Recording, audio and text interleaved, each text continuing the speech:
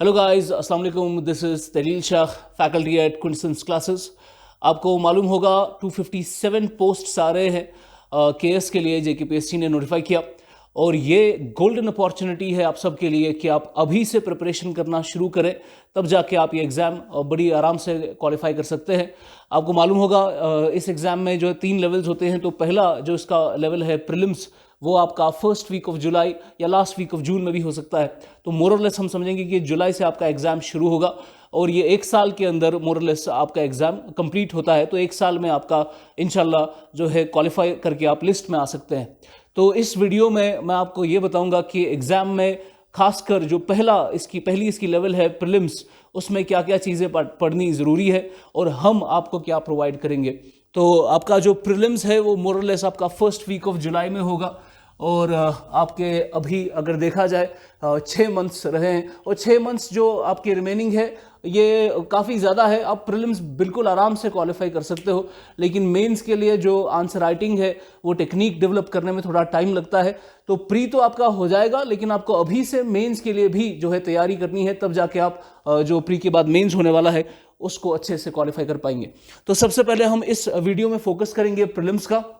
मैं आपको बताऊंगा कौन कौन से सब्जेक्ट्स इंपॉर्टेंट है और 6 महीने के अंदर हम क्विंटेसेंस क्लासेस पे कौन कौन से तो आपका जो जेकेपीएससी का एग्जाम है, जो केएस का एग्जाम है या आईएएस का एग्जाम होता है, उसमें आपके 3 लेवल्स होते हैं। पहले आपका प्री होता है जो एमसीक्यू बेस्ड होता है, जिसमें आपको मार्क करना है, टिक देना है, 4 ऑप्शंस होंगे, उनमें से एक करेक्ट होगा। दूसरा आपका मेंस होता है जिसमें आपको सब्जेक्टिव ये टाइप होता है, इसमें आपको आंसर्स लिखने हैं। इसमें आपके GS1, GS2, GS3, GS4 papers है। उसके बाद आपका इसमें एसए पेपर है, इंग्लिश पेपर है। तो ये आपका हो गया मेंस का। उसके बाद जो तीसरी लेवल है उसमें आपका होता है पर्सनालिटी टेस्ट, जिसको हम इंटरव्यू कहते हैं। तो इस वीडियो में हम प्री को टारगेट करेंगे और 6 महीने बहुत ज़्यादा है प्री के लिए, ठीक है। आपका बहुत आराम से हो जाएगा। अगर आप बिगिनर है, बिल्कुल भी आपको इस एग्जाम के बारे में पता नहीं, लेकिन आप ये एग्जाम देना चाहते हैं, बहुत ही आसान है, आप ये कर सकते हैं। 6 महीने बहुत ज़्यादा है केएस के प्री के लिए। आप ये 15-20 दिनों में, अगर आपकी ओरिएंटेशन बहुत अच्छी है और आपने थोड़ा बहुत पढ़ रखा है जनरल स्टडीज़ के पेपर्स को, आपको 15-20 दिन में एक ओरिएंटेशन क्रिएट करनी है, प्रीवियस ईयर क्वेश्चन सॉल्व करने हैं यूपीएससी के पिछले 5-6 सालों से, कुछ मॉक टेस्ट जो है देने हैं, आपका आराम से प्री हो सकता है। तो सबसे पहले हम देखेंगे प्री में कितनी लेवल्स है। प्री में आपके 2 पेपर्स आते हैं, एक होता है आपका GS1 और GS2। जनरल स्टडीज 1 में आपके बहुत सारे सब्जेक्ट्स हैं, इसको हम बाद में लेंगे। पहले हम देखेंगे जनरल स्टडीज 2 पेपर जो है, उसमें आपका सीसैट आता है। अब सीसैट जो है क्वालिफाइंग नेचर का है, इसको सिर्फ आपको क्वालिफाई करना है, ये आपका मेरिट डिसाइड नहीं करेगा, बस आपको एक क्वालिफाई करना है ये सीसैट वाला पेपर। इसके मार्क्स ऐड नहीं होते हैं, मार्क्स ऐड होते हैं जनरल स्टडीज पेपर 1 के, ठीक है। इसमें जो आप मार्क्स लाएंगे वही आपका जो है आगे जाके ये एग्जाम आप प्री आप क्वालिफाई कर पाएंगे नहीं कर पाएंगे, that will be on the basis of GS1। GS2 जो है, जो सीसैट है, इसको आपको सिर्फ क्वालिफाई करना है, तब जाके आपका GS1 पेपर चेक होगा, ठीक है। तो ये क्वालिफाइंग नेचर का है। अब सीसैट में क्या चीजें आती है आपको मालूम होगा, जैसे 10th-12th में हम इंग्लिश पेपर देते थे, उसमें कॉम्प्रहेंशन आता था, बिल्कुल ऐसे ही यहां पर भी आपको कॉम्प्रहेंशन आएगा। ये आपको इसके कुछ क्वेश्चंस होते हैं। फिर रीजनिंग और एनालिटिकल एबिलिटी के क्वेश्चंस आते हैं। जो लॉजिकल रीजनिंग है बहुत ही आसान होता है, वो जो है ज़्यादा उसकी केएस में उतनी ज़्यादा लेवल नहीं होती। उसके बाद आपका जो है इसमें वो है decision making and problem solving. ये आपको एक सिनेरियो दिया जाएगा जहां पर आपको कुछ डिसीजंस लेने हैं ऑप्शंस के हिसाब से। उसके बाद जनरल मेंटल एबिलिटी भी इसका एक सेक्शन है, और फिर है बेसिक न्यूमरेसी और डेटा इंटरप्रिटेशन। ये सब मिलकर आपको एक क्वालिफाई करना है पेपर। इसके मार्क्स आपको फाइनल में ऐड नहीं होंगे। तो जो ऐड होगा, जो पेपर जो बहुत इंपॉर्टेंट है, जिसकी वजह से जो आपको मेरिट लिस्ट में ला सकता है मेंस में बैठने के लिए, वो है आपका GS1। अब GS1 में कौन कौन से सब्जेक्ट्स है, जो कोर सब्जेक्ट्स है। सबसे पहले आपको मालूम होगा हिस्ट्री है। अब हिस्ट्री आपका कौन सा हिस्ट्री पढ़ना है। सबसे पहले तो इंडिया की हिस्ट्री है और वर्ल्ड की हिस्ट्री है, दोनों पढ़नी है। उसमें आपको पढ़ना है एंशिएंट हिस्ट्री भी है, मेडिवल हिस्ट्री भी है और मॉडर्न हिस्ट्री भी है विद रेफरेंस टू इंडिया। उसके बाद आपको वर्ल्ड हिस्ट्री तो मैंने बोल ही दिया आपको। हिस्ट्री के बाद एक और इंपॉर्टेंट सब्जेक्ट है जो हम इसी के साथ पढ़ते हैं, that is art and culture. ज़्यादा इंपॉर्टेंट यूपीएससी के लिए होता है, हमारे लिए भी इसमें 1-2 क्वेश्चंस मत आ सकते हैं। उसके बाद जो तीसरा आपका कोर सब्जेक्ट है that is Indian polity and governance. इसमें आप कॉन्स्टिट्यूशन पढ़ेंगे, हमारा पॉलिटिकल सिस्टम कैसा है, हमारे कौन कौन से ब्रांचेस है, कौन कौन से गवर्नमेंट के इंस्टीट्यूशंस है, सुप्रीम कोर्ट, आपका हाई कोर्ट, आपका इलेक्शन कमीशन, फाइनेंस कमीशन, ये सब आप पढ़ेंगे इंडियन पॉलिटी एंड गवर्नेंस में। उसके बाद आपका जो इंपॉर्टेंट टॉपिक है, इंपॉर्टेंट सब्जेक्ट है दैट इज ज्योग्राफी। अब ज्योग्राफी आप देखिए, आपको दो टाइप की ज्योग्राफीज पढ़नी है, एक इंडियन ज्योग्राफी और दूसरा वर्ल्ड ज्योग्राफी, दोनों पढ़नी है, दोनों से क्वेश्चंस आते हैं। अब आपका जो इंडियन और वर्ल्ड ज्योग्राफी में आपको कौन से एस्पेक्ट्स को टच करना है, दैट इज आपका सबसे पहले एंड सबसे most important is physical geography of India and the world. उसके बाद social geography and economic geography. These are the less important sections, but the most important is the physical geography in India and the world. उसके बाद आपका जो economy वाला portion है, जिसको हम सिलेबस में कहते हैं इकोनॉमिक एंड सोशल डेवलपमेंट, इसमें आपको इकोनॉमी पढ़ना है, इंडिया ज़्यादा फोकस इंडियन इकोनॉमी पे करना है, पर आपको वर्ल्ड इकोनॉमी के कुछ टॉपिक्स भी पढ़ने हैं इसमें। ये आपका हो गया इकोनॉमी वाला सेक्शन।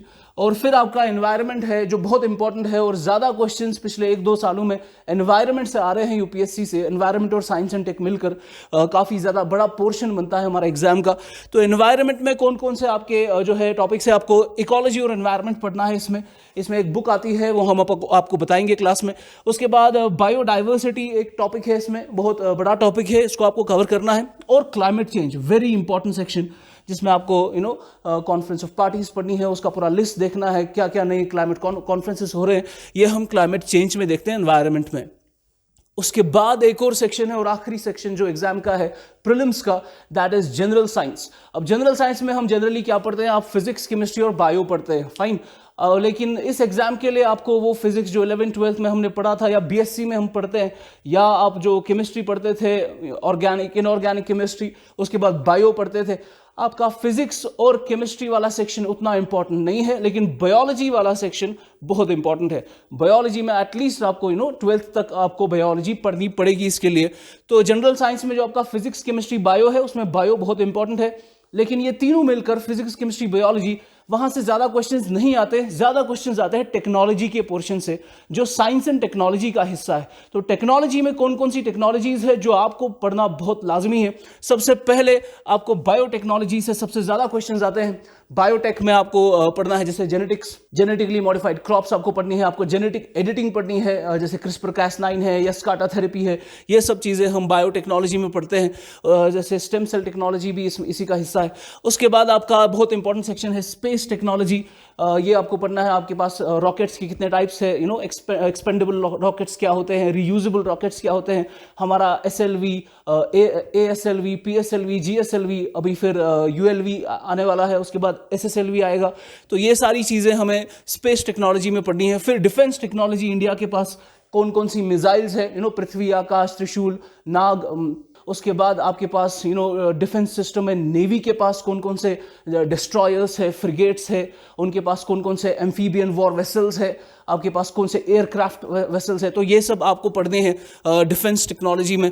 उसके बाद हमारे पास इंटरकॉन्टिनेंटल बैलिस्टिक मिसाइल कौन सी है, हमारे पास सरफेस टू एयर मिसाइल कौन सी है, सरफेस टू सरफेस मिसाइल कौन सी है, ये सब चीज़ें डिफेंस का हिस्सा। उसके बाद एक और सेक्शन है नैनो टेक्नोलॉजी। ये ज़्यादातर मेंस में आता है नैनोटेक, लेकिन प्री में भी इसके क्वेश्चंस कुछ आए हुए हैं।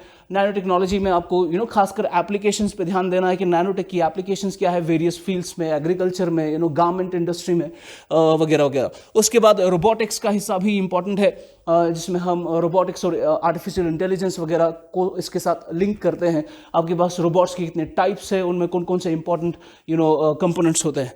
उसके बाद आपका टेक्नोलॉजी का एक और हिस्सा है जो एक्चुअली साइंस का हिस्सा है, इसको हम एस्ट्रोनॉमी और एस्ट्रोफिजिक्स कहते हैं। इससे भी बहुत क्वेश्चंस आए हुए हैं, gravitational waves, gravitational lensing, Einsteinian ring, Hoag's object क्या होता है, ऊट क्लाउड क्या है, ये सब चीज़ें हम एस्ट्रोनॉमी में पढ़ते हैं। तो ये भी आपका इंपॉर्टेंट सेक्शन है।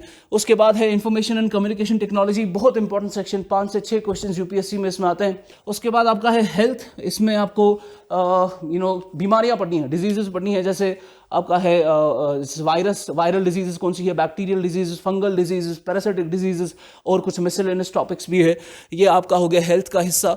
फाइनली हम इसमें IPR पढ़ते हैं, इंटेलेक्चुअल प्रॉपर्टी राइट्स, जिसमें हम पढ़ते हैं ज्योग्राफिकल इंडिकेशन के बारे में, ट्रेडमार्क्स के बारे में, ट्रेड सीक्रेट्स के बारे में, पेटेंट्स के बारे में, कॉपीराइट्स के बारे में। ये आपका हो गया IPR का हिस्सा। मोरलेस यही आपका, इसी से आपका जो है आ जाएगा प्रीलिम्स में, जो भी पेपर होगा इसी में से होगा। और हम ये शुरू कर रहे हैं, हमारा बैच शुरू हो रहा है। तो अगर आप ये 6 मंथ्स में सारा कवर करना चाहते हैं, आप हमें दिए डिस्क्रिप्शन में जो नंबर्स है उस पर कॉल करके हमारे साथ कांटेक्ट करके हमारे ग्रुप का हिस्सा बन सकते हैं। तो I thank you for watching this video. I hope you like it. Please take care of yourself.